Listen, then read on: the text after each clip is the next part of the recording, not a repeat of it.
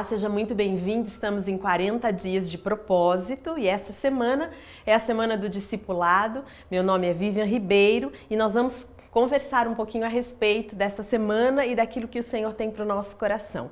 40 dias de propósito na nossa campanha Por que Estou na Terra? Quando nós pensamos em discipulado, nós precisamos entender que discipulado não tem a ver só com comportamento, mas também com o coração. É de dentro para fora. Quero começar com um versículo que está lá em Colossenses, versículo 2, capítulo 7, estou lendo na Bíblia Viva, e o texto diz assim: Deixem que as raízes de vocês se aprofundem nele e extraiam dele a nutrição. Cuidem de continuar a crescer no Senhor e tornem-se fortes e vigorosos na verdade, e que a vida de vocês transborde de alegria e gratidão por tudo quanto Ele tem feito. Que texto maravilhoso! Raízes fortes para ter uma copa de árvore e frutos saudáveis. É isso que nós vamos falar aqui nesse tempo. Este propósito do discipulado, ele quer focar você, que você está na terra simplesmente para ser semelhante a Jesus. Quando nós pensamos em discipulado e você está aí com o seu encontro, célula, pequeno grupo, que delícia! Eu invadi aí a sua casa nesse tempo. Para mim é um privilégio poder estar partilhando disso bem pertinho de vocês. Mas quando nós pensamos na base do discipulado, tem a ver com isso. Vocês entraram num lugar e vocês estão aprendendo, sendo ministrados. Daqui a pouco vocês vão ensinar, daqui a pouco vocês vão ministrar, um crescendo com o outro. Por isso que eu gosto de pensar que discipulado, ele existe em 3 eixos, né? O eixo pessoal, eu vou decidir as escolhas que eu vou ter, Jesus em nós. É o eixo educacional, eu vou escolher, eu vou definir que aquele mês, ou aquele ano, ou aquela semana eu vou me dedicar a algo, vou fazer a leitura de um livro, vou estar dentro de um ajuntamento na minha igreja, vou ensinar ou vou aprender. Então, é um experimento educacional. E também o crescimento tem a ver com o relacional. Pessoas maduras para nos acompanhar. Gosto de uma frase de John MacArthur Jr., ele vai dizer o seguinte: discipulado é a prática aliada à posição. Esta deve refletir uma experiência progressiva. Quando pensamos a respeito disso, eu preciso ter práticas que também delimitem a minha posição, meu posicionamento. Então, como o discipulado tem a ver com se parecer com Jesus, Jesus vai ser o alvo da nossa conversa nesse dia, né? Porque Jesus foi aquele que, além de ser filho de Deus, foi encarnado, ele viveu como um de nós. Então, ele tem plena autoridade para poder nos ensinar a respeito disso. Então, quando nós pensamos que Jesus, e ele vai dizer isso várias vezes, que ele não faz nada que não tenha visto ou ouvido seu Pai fazer ou falar. Jesus tinha essa plena identificação. Então, para eu ser parecido com Jesus, a primeira coisa eu preciso entender que eu tenho um Pai e Ele vai me ensinar a crescer, Ele vai me ensinar a ter raízes fortes, não é? No caso de Jesus, a gente pega esse acróstico Pai, e quando Jesus esteve aqui na Terra, Ele passou por alguns ambientes que de alguma maneira foram como ferramentas para forjar aquilo que o Senhor tinha como missão na vida dele. Por exemplo, o P de Pai, nós vamos nos lembrar que Jesus passou por um jardim, não é? O Getsêmani. Não foi um lugar de dor, mas foi um lugar que de alguma maneira refinou aquele coração perfeito de Jesus, 100% homem, 100% Deus. O A da palavra Pai é que Jesus atravessou um deserto. Jesus foi tentado e a Bíblia diz que ele foi tentado em todas as coisas e ele venceu. Para quê? Não só para falar que ele era o Filho de Deus, mas para dar a mim e a você a vitória sobre a tentação.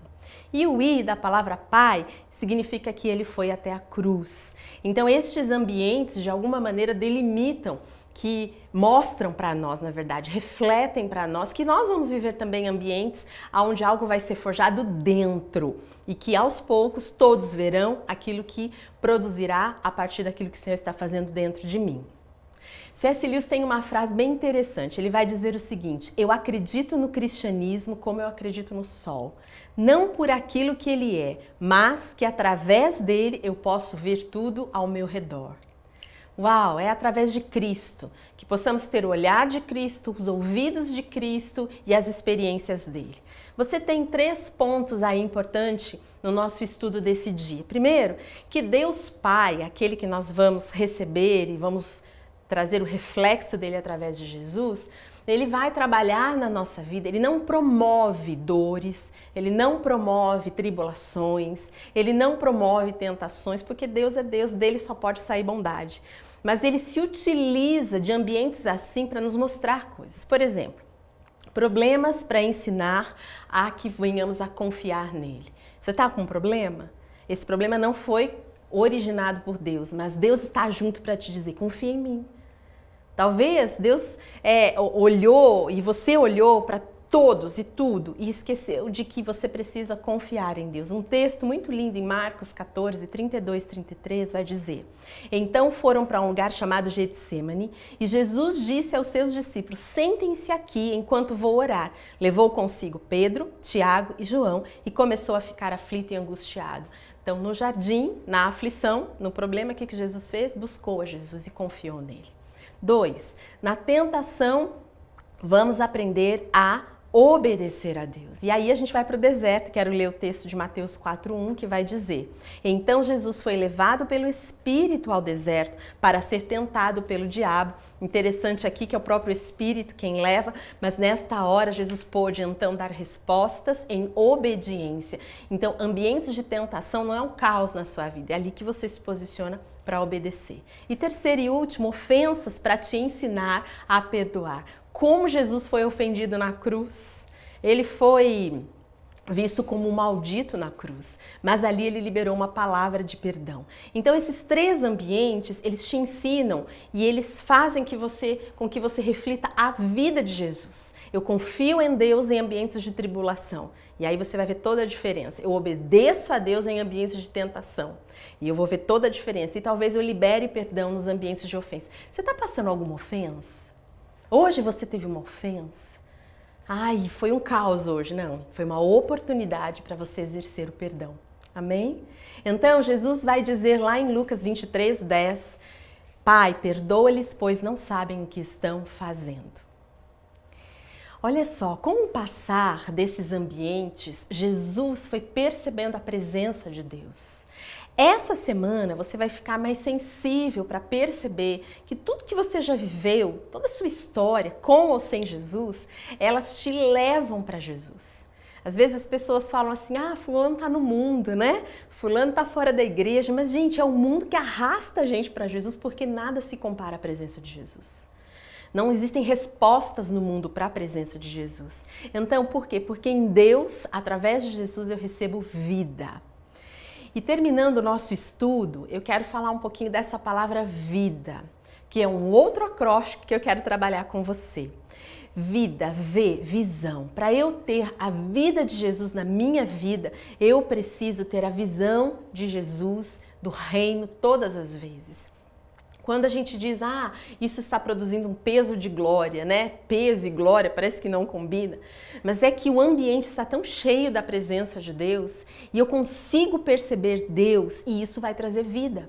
Como que a gente passa um dia inteiro sem perceber a presença de Deus? Sabe, se você está lá no meio do seu dia e você não teve uma paz, uma alegria, não sentiu a presença de Deus, para tudo. Vai para o banheiro, talvez, da sua empresa, ou vai para um lugar tranquilo na sua casa e começa a buscar. Deus, eu quero essa glória, né? Eu quero te ver, porque você não vai sobreviver ao caos do mundo sem entender a presença de Jesus. Marcos 14:36 vai dizer, e dizia, Abba, Pai, tudo te é possível. Afasta de mim esse cálice, contudo não seja o que eu quero, mas sim o que tu queres. Chame pai de paizinho. Para no teu dia e fala assim, pai, tô aqui. Não consigo produzir, tô triste, tô angustiado, tô com um caos dentro de mim. Às vezes a gente passa tão passivamente o dia, não tem um dia sequer que Deus não fez para você ficar triste. Não existe dias assim. Se você ficar triste porque você não buscou a presença dele. Um outro texto de 2 Coríntios 4,17 vai dizer assim: pois nossos sofrimentos leves e momentâneos estão produzindo para nós uma glória eterna que pesa mais do que todos eles. Já pensou? Uma glória que pesa mais que os sofrimentos? Pensando em vida, o I significa intenção. E significa que eu preciso ter o foco na palavra de Deus. Eu não posso pegar a Bíblia para ouvir uma história ou ler uma história. Eu tenho que ter uma intenção de me encontrar com Jesus. Cada vez que eu abro um texto, seja no seu iPad, no seu celular, eu preciso abrir e ter uma intenção para com Jesus. E o texto que eu quero conversar com você, Marcos 14, 49. Todos os dias eu estive com vocês, ensinando no templo, e vocês não me prenderam, mas as escrituras precisavam ser cumpridas. Toda a escritura será cumprida, então tenha uma intenção de ler e saber que isso é uma promessa para você.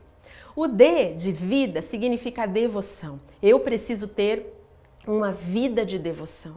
Eu preciso ter um diário de oração. Eu preciso ter o meu momento devocional. Tem gente que fala assim, mas eu fico pensando em Jesus o dia inteiro. Ok. Mas se você para focar naquilo que Jesus tem para você, não é você quem vai dizer, não é você quem vai pensar, não é você quem vai fazer. Quando você para e dá uma devoção a Deus, Ele quem faz. Ele que fala, Ele que cura, Ele que transforma a sua vida. Essa é a diferença. O texto, Mateus 14, 32, Jesus disse aos seus discípulos, sentem-se aqui enquanto eu vou orar. Eu preciso ter este momento. E o A, vida, né? A última palavra significa a ação, que tem a ver com eu buscar um amigo espiritual. Ninguém vai muito longe sozinho. Você pode ir longe, mas se você tiver alguém perto de você, você vai muito mais longe. Então, em Marcos 14, verso 33, o texto vai dizer que Jesus levou consigo Pedro, Tiago e João e começou a ficar aflito e angustiado. Busque um amigo espiritual. Busque alguém maduro. Ele não é perfeito, mas ele vai ser maduro. Então, para que a vida de Jesus seja produzida em mim, primeiro eu tenho que ver Jesus em todas as coisas, buscar da sua presença. Eu tenho que ter uma intenção ao ler da palavra, eu tenho que ter uma vida de devoção, uma vida diária, uma vida onde eu tenha na minha agenda o lugar para ouvir Deus. Você pode até botar assim na sua agenda, né? Fazer compras, ter reuniões, desenvolver trabalhos, horário de ouvir Deus. E eu preciso também ter aquilo que eu chamo de ação. Eu vou atrás de um amigo espiritual. Eu sou um amigo espiritual. Por que é que eu tenho que ter essa vida de Jesus em mim? Porque Jesus está nos ensinando e Deus está nos orientando a termos uma vida íntegra para que a igreja, né? Porque a igreja é quem vai subir com Jesus, possa se encontrar então perfeita. Termino com este texto de Efésios 5, 25 a 27, o texto diz assim: entregou-se por ela para santificá-la, tendo-a purificado pelo lavar da água mediante a palavra, e para apresentá-la a si mesma como igreja gloriosa, sem mancha nem ruga ou coisa semelhante, mas santa e inculpável. Essa é a igreja, essa é você. Estes são os seus que estão agora aí na sua casa ou no seu lugar de encontro. Esta sou eu, a igreja, a noiva. Por que é que eu tenho que focar uma semana em discipulado? Porque eu tenho que focar uma semana me parecendo mais com Jesus? Porque a igreja toda é santificada, a igreja toda é lavada. Sabe aquela frase que diz que a roupa suja, né, de um passa na casa da outra, do casa do outro, então o que significa? Que se a minha casa, se a minha vida tiver um caldo sujo, vai passar na sua, porque somos igreja. Não importa se talvez tenhamos até de ambientes diferentes, somos a igreja de Cristo. E eu quero, em nome de Jesus, que você entenda que esse movimento é um movimento santo de preparação para a vinda de Jesus. Por que você está na terra? Você está na terra para forjar, ser forjado e ser refinado para ser uma igreja perfeita ao Senhor. Amém? Eu quero fazer com você, e aí o seu líder também vai depois te orientar, algumas perguntas. A primeira delas diz assim: você está tendo um momento de intimidade com o Pai? Uau! Você vai dizer, não, eu tenho, mas é uma pergunta mais para refletir do que para responder. Um tempo genuíno com Deus, sabe aquele ponto que você tem assim que você chora, né? Que você pode conversar com Ele? Segunda pergunta, compartilhe como você tem amadurecido através de problemas, tentações e ofensas. De repente, o seu líder tem uma história para contar, não é? Mediante aquilo que nós ouvimos aqui, você pode partilhar nessa hora também. A terceira pergunta: você tem um discipulador? Você tem um amigo maduro, um amigo espiritual? Ou você é um amigo espiritual? Às vezes a gente quer muito ajuda, né? Ah, me ajuda igreja, me ajuda discipulador, me ajuda amigo, mas você vai perceber que quando você começar a ajudar, muitas coisas vão mudar. Mas é uma pergunta para ficar aí no seu coração. Quarta pergunta: se você está num processo de discipulado, se você já tem um discipulador, se você já tem sido acompanhado por alguém, a minha pergunta é: você está então cuidando de alguém, como eu mesmo disse anteriormente? Comece a focar numa busca e num olhar para você mesmo. Eu posso, eu sou capacitado por Jesus, por causa do Espírito Santo, a ajudar alguém. E a quarta pergunta é se você tem participado de tudo que a igreja tem para te oferecer, né? A igreja tem multiformes ambientes de crescimento, cursos, encontros, retiros, palestras. Você tem participado disso? O que você já fez? O que foi bom para você? O que você faria de novo? Dê uma olhada naquilo que a igreja tem para te oferecer, porque nós estamos aqui como igreja para te estimular.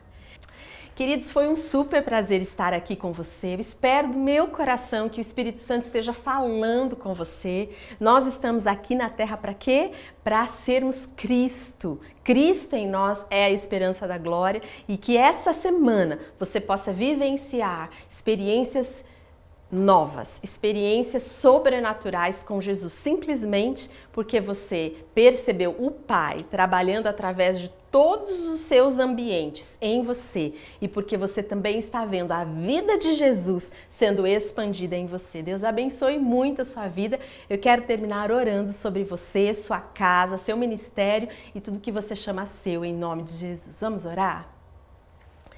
Deus, eu quero te agradecer, porque nós estamos nesse ambiente, Pai, onde nos foca a percebermos o Senhor.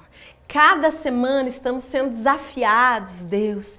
Nós não estamos sendo esticados, nós não estamos nos sentindo pressionados. Pelo contrário, nós estamos sendo conduzidos pelo Teu Espírito a vivermos os melhores dias da nossa vida. Eu oro a Deus por cada homem, mulher, jovem, ancião, criança, adolescente, qualquer pessoa que está agora nos ouvindo, líderes, liderados, em nome de Jesus, Espírito Santo, conduz a verdade.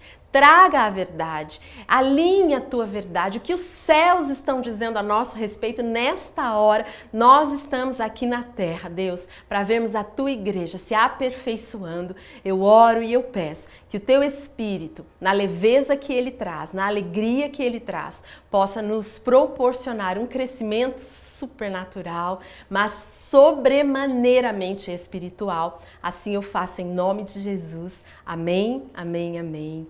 Glória a Deus, Deus abençoe você. Nos encontramos por aí.